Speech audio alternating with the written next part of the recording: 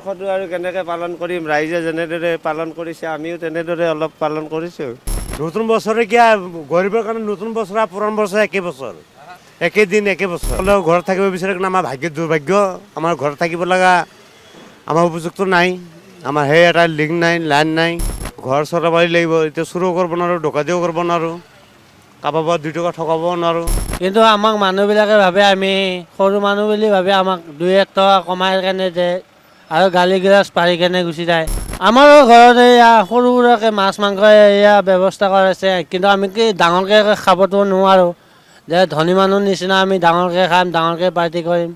নিয়ম এটা জাষ্ট সৰুকৈ এটা পাৰ্টি কৰিছোঁ। কিন্তু নৱবৰ্ষ বুলি ক'লে আমাৰ বহাগটোৱে মেইন, কিন্তু এতিয়া চবে মানে যিহেতু আমিও আৰু মানিব লগা হয়, কিন্তু আমাৰ বেপাৰ বাণিজ্য ভাল নহয়। আজি ইংৰাজী নৱবৰ্ষৰ প্ৰথমটো দিন, আপুনি নিশ্চয় উলহ মালহেৰে উদযাপন কৰিছে এই নৱবৰ্ষটো। পুৰণিক বিদায় দি আশা প্ৰত্যাশাৰে নতুনক আপুনি নিশ্চয় আদৰিছে, কিন্তু ৰাজপথৰ একাংশ ব্যক্তিৰ বাবে কেৱল কেলেণ্ডাৰ পৃষ্ঠাটোহে সলনি হৈছে। বছৰ বছৰ হৈ আছে, দিন দিন হৈ আছে। আজি সেইসকল ৰাজপথৰ ৰজাৰ লগত আমি কথা পাতিবলৈ চেষ্টা কৰিম। চাই থাকক আপোনাৰ প্ৰিয় চেনেল অসম লাইভ 24।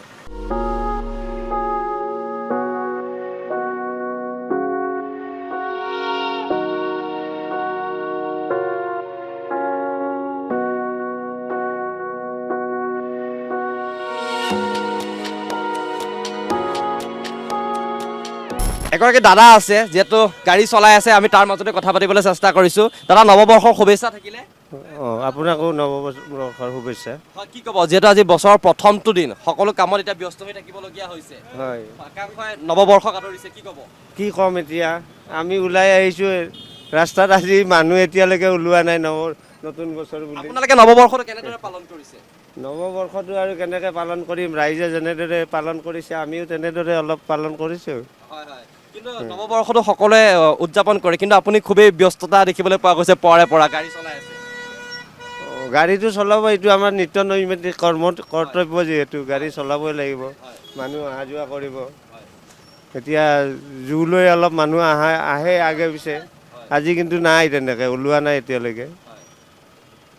ডাঙৰ মানুহৰ নাই, গৰিবেৰ কোনো ভগৱান নাই, কোনো ডাঙৰ মানুহ নাই। নতুন বছৰে কিয়া গৰিবেৰ কাৰণে নতুন বছৰ আৰ পুৰান বছৰ একই বছৰ, একই দিন একই বছৰ। কেনেদৰে পালন কৰিছে আপোনালোকে? আমি পালন কৰিছোঁ, দিনটো কামাইছোঁ, দিনটো খাইছোঁ, যি পাইছোঁ এই খাইছোঁ, যি পোৱা নাই লঘনে আছোঁ, কাৰোবাৰ তাত হাত ভৰা নাই, আৰু নিজে কষ্ট কৰি খাইছোঁ, মেহনত কৰি খাইছোঁ। আজিৰ দিনো সকলোৱে ঘৰত থাকিব বিচাৰে, সকলোৱে নৱবৰ্ষ। সকলোৱে ঘৰত থাকিব বিচাৰে কিন্তু আমাৰ ভাগ্যৰ দুৰ্ভাগ্য, আমাৰ ঘৰত থাকিব লগা আমাৰ উপযুক্ত নাই, আমাৰ সেই এটা লিংক নাই, লাইন নাই। চৰকাৰেতো ডাঙৰবিলাকে দিব, আমাৰ সৰু মানুহক দিয়ে নেকি? নিদিয়ে। চৰকাৰে বিচাৰে ডাঙৰ মানুহবিলাক, আমাৰ সৰু মানুহৰ পৰা কি পাব? একো নাপায়। সেইকাৰণে সৰু মানুহে নহয়, কুকুৰৰ নিচিনা। আমাৰ কি মূল্য আছে? আমাৰ মূল্য আছে নেকি? মূল্য নাই। গতিকে আমি একো কৈ লাভ নাই এইগিলাক। কেনেদৰে উদযাপন কৰিছে নৱবৰ্ষ? উদযাপন আৰু কি? উদযাপন এই কামাব পাৰিছোঁ, খাইছোঁ, কামাব পৰা নাই, খোৱা নাই, ঘৰ চলাই আছোঁ, ঘৰ চলাব লাগিব। এতিয়া চুৰো কৰিব নোৱাৰোঁ, ডকাইতিও কৰিব নোৱাৰোঁ, কাৰোবাৰ পৰা 2 টকা ঠকাব নোৱাৰোঁ। 5-10 টকাৰ কাৰণে মানুহবিলাক ঠকাই থাকে আমাক, সেনেকৈ চলি আছে আৰু। আমি সৰু মানুহ হয়, ৰিক্সা চলাই খাই আছোঁ, গোটেই দিনটো আমি যিখিনি ইনকাম কৰোঁ সেইখিনি ঘৰখনৰ বাবে খৰচা কৰোঁ, কিন্তু আমাক মানুহবিলাকে ভাবে আমি সৰু মানুহ বুলি ভাবে, আমাক 2-1 টকা কমাই কেনে যে আৰু গালি গিলাচ পাৰি কেনে গুচি যায়। পুলিচবিলাকে আমাক ইয়াতে টাইমত আমাক ৰাখিব নিদিয়ে, মালিক জমা উঠাব নোৱাৰোঁ, মালিকে নামানে। আমি কি কৰিম কওক? কেনেকৈ চলিম? আমি কেনেকৈ ঘৰখন চলাম? কেনেকৈ খাম? সেইটো কাৰণে আমি এই ৰিক্সা চলাব লগা হৈছে। আমি দুখীয়া মানুহ। যিহেতু নতুন বছৰ আহিছে, নতুন বছৰ এটা সকলোৱে আজি দিনটো উদযাপন কৰিছে, ইংৰাজী নৱবৰ্ষৰ প্ৰথম দিন হিচাপে। আপোনালোকেও নিশ্চয় কেনেকৈ উদযাপন কৰা হৈছে? আমাৰো ঘৰত এয়া সৰু সুৰাকৈ মাছ মাংস এয়া ব্যৱস্থা কৰাইছে, কিন্তু আমি কি ডাঙৰকৈ খাবতো নোৱাৰোঁ, যে ধনী মানুহৰ নিচিনা আমি ডাঙৰকৈ খাম, ডাঙৰকৈ পাৰ্টি কৰিম। নিয়ম এটা জাষ্ট সৰুকৈ এটা পাৰ্টি কৰিছোঁ, আধা কিলো মাংস লয়, আধা কিলো মাছ লয়, সেনেকৈ সৰুকৈ পাৰ্টি কৰিছোঁ। আমাৰ সিমানখিনিতো আমাৰ অকাত নাই ন, আমাৰ ইমানখিনিতো কেপাচিটি নাই। চৰকাৰেতো এইটো বুজি নাপায় যে এতিয়া অলপ পাছত আকৌ পুলিচে খেদিব, আমি ঘূৰি থাকিব লাগিব, মালিক জমা ৰাতি উঠাব নোৱাৰিম, মালিকে নামানিলে আৰু আমি উপায়তো নাই, আমিতো কেনেকৈ দিম মালিক জমা। আজি দিনটো নিশ্চয় অকণ ঘৰত থাকিবলৈ যিটো মন আছিলে, আৰু ঘৰত থাকিলেতো চবৰে মন আছিলে, ফুৰিবলৈ মন আছিলে, কিন্তু কি কৰিম, উপায় নাই না। আমি দুখীয়া মানুহ হয় ন, ঘৰখন কাম কৰিব লাগিব, কাম নকৰিলে পেট নচলিব ন, ঘৰখন নচলিব ন। সেইকাৰণে আমি ওলাই আহিছিলোঁ কাম কৰিবৰ কাৰণে। মাইকে কৈছিলে, ঘৰৰ মানুহে কৈছিলে আজি দিনটোত যাব নালাগে, কিন্তু নগ'লে নহয় ন, ঘৰখন চলিবতো কিবা এটাতো পেটৰ কাৰণেতো কৰিবই লাগিব ন, পেটৰ কাৰণেতো ব্যৱস্থা কৰিবই লাগিব, সেইকাৰণে আমি ওলাই আহিছোঁ। মই এটা অটো ষ্টেণ্ডত উপস্থিত আছোঁ আৰু অটো চালকসকলৰ লগত মই কথা পাতিবলৈ চেষ্টা কৰিম, যিহেতু নৱবৰ্ষৰ প্ৰথমটো দিন। দাদা, নৱবৰ্ষৰ শুভেচ্ছা জ্ঞাপন কৰিলোঁ আপোনাক। নৱবৰ্ষটো মানে নতুন বছৰটো শুভেচ্ছা কৰিলোঁ আৰু কেনেকৈ পাৰ কৰিছে দিনটো, কেনেকৈ উদযাপন কৰিছে? উদযাপন মানে আৰু কি আৰু ঠাণ্ডাটো বেছি আছে আৰু মানুহে এতিয়া ঠাণ্ডাৰ কাৰণে ওলোৱা নাই। এতিয়া মন্দিৰতো মানুহ আহিব লগা আছিল, এনে আগে পিছে আহি থাকে মানুহ, এইবাৰ অলপ কম হৈ আছে আৰু। পুৱাৰে পৰা আপোনালোকক দেখিবলৈ পোৱা গৈছোঁ, পুৱাৰে পৰা আপোনালোকে আহিছে, আপোনালোকৰ পুৱাৰে পৰা কৰ্মত নিয়োজিত হৈ আছে। কি ক'ব, যিহেতু আজিৰ দিনটো এটা সকলোৰে বাবে উৎসৱমুখৰ দিন, সকলোৱে আজিৰ দিনটো উৎসৱমুখৰ হিচাপে উদযাপন কৰিছে, কি ক'ব? কি কৰিব মানে এতিয়া ৰাতি কালি ঠাণ্ডা গৈছে, খানা চানা খাইছে মানুহবিলাক, সেইকাৰণে দেৰিকৈ ওলাই আহিছে, কিন্তু চবেই ভালকৈ কৰিছে। মানে আগৰ দৰে আতংকটো নাই আৰু, যিটো আতংক আছিল সেইটো বস্তু এতিয়া নাই।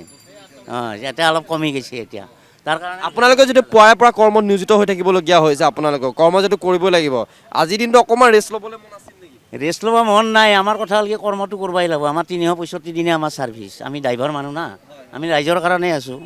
দাদা, কি ক'ব, নৱবৰ্ষৰ শুভেচ্ছা নেকি? Good good, same to you. কেনেকুৱাকৈ উদযাপন কৰা হৈছে? উদযাপনটো ভালে কৰা হৈছে। AJP চৰকাৰ নহয়, BJP চৰকাৰে বৰ্তমান। চৰকাৰো ভাল, গতিকে মানুহবিলাকো ভাল, অসমৰ, ভাৰতৰ। পুৱাতে উঠি আহিছে যিহেতু, হয়, নতুন পুৱাৰে পৰা কৰ্ম, আজিৰ দিনটো এটা কিছু বিশেষ সকলোৰে বাবে, আৰু আপোনালোকে কৰ্মত নিয়োজিত হৈ থাকিবলগীয়া যে। আমাৰ ড্ৰাইভাৰ, আমি অটো চলাওঁ, গতিকে আমি ড্ৰাইভাৰখিনিতো সদায় মানে মানুহক উপকাৰ কৰিয়ে চলোঁ। ওৰ মানুহ তত, তোৰ মানুহ তত, পদূলিৰ পৰা পদূলিত নমাওঁ, তাৰ কাৰণে 2 পইচা পাওঁ। সেইটোৱে আমাৰ সৰু এটা সূক্ষ্ম বিজনেছ, সেইদৰে আমি ঘৰ সংসাৰ চলাই আছোঁ। দাদা, কি ক'ব, কেনেকুৱা আজি নৱবৰ্ষৰ শুভেচ্ছা থাকিল আমাৰ ফালৰ পৰা। Same to you. কি ক'ব, যিহেতু পুৱাৰে পৰা কৰ্মত নিয়োজিত হৈ থাকিবলগীয়া হৈছে আজি নৱবৰ্ষৰ প্ৰথমটো দিনত, অকণমান যিটো আজি নৱবৰ্ষৰ প্ৰথমটো দিন বুলি অকণমান যিহেতু ৰেষ্ট ল'বলৈ যিটো আপোনালোকৰ নিশ্চয় মন যায়, কিন্তু তথাপিও কৰ্ম কৰি যাব লাগিব, যিহেতু জীৱনটো এটা সংগ্ৰাম আমি কৰিবই লাগিব, কি ক'ব? কি ক'ম তাৰ বিষয়ত আমাৰ আৰু ক'ব লগা একো নাই। আমাৰ যি অসুবিধা হৈছে, নৱবৰ্ষ বুলি ক'ব গ'লে আমাক লাজেই লাগে। বেপাৰ বাণিজ্যৰ কাৰণে আমাৰ বহুত বেয়া হৈছে। এতিয়া ভাড়া পাতি নাই, ৰাতিপুৱাই আহি বহি আছোঁ।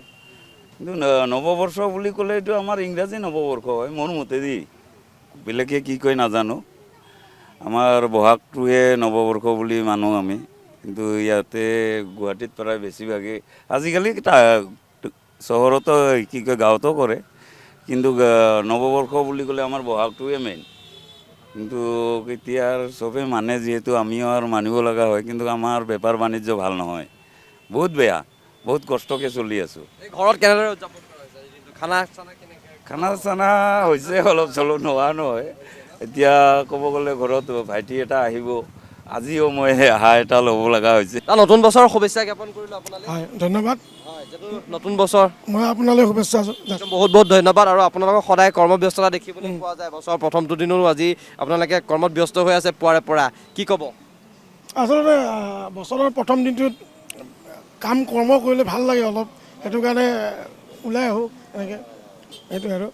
যিহেতু সকলো উদযাপন কৰিছে, আপোনালোকে কিদৰে উদযাপন কৰিছে বছৰৰ প্ৰথমটো দিন? বছৰৰ প্ৰথমটো দিন আমি একদম হাঁহি ফূৰ্তি ধেমালিৰে উদযাপন কৰিছোঁ, ভাল লাগিছে। ৰাতিপুৱা ওলাই আহিছোঁ, কাম কৰিছোঁ, দোকান খুলিছোঁ। সলনি একো নাই, প্ৰত্যেকটো দিনৰ দৰে আপোনালোকে তেনেকুৱাকৈ কৰি আছোঁ আৰু একদম ধুনীয়াকৈ। হয়, কেইটা বজাত অহা হ'ল? ৰাতিপুৱা 5:30 বজাত উঠিছোঁ, অলপ ফ্ৰেছ গা পা ধুই ধুনীয়া হৈ আহি 6টা বজাত দোকান খুলিছোঁ। 2025 বৰ্ষটো আমাৰ খুব বেয়াই গৈছে বুলি ক'ব লাগিব। আমাৰ জুবিন দা আমাৰ হেৰাই গ'ল, সেইটো কাৰণে বেয়া লাগিছে 2025টো। আৰু 2026ৰ পৰা ভাল হওক, গোটেই অসমবাসীৰ, গোটেই বিশ্ববাসীৰে ভাল হওক, তাৰে কামনা।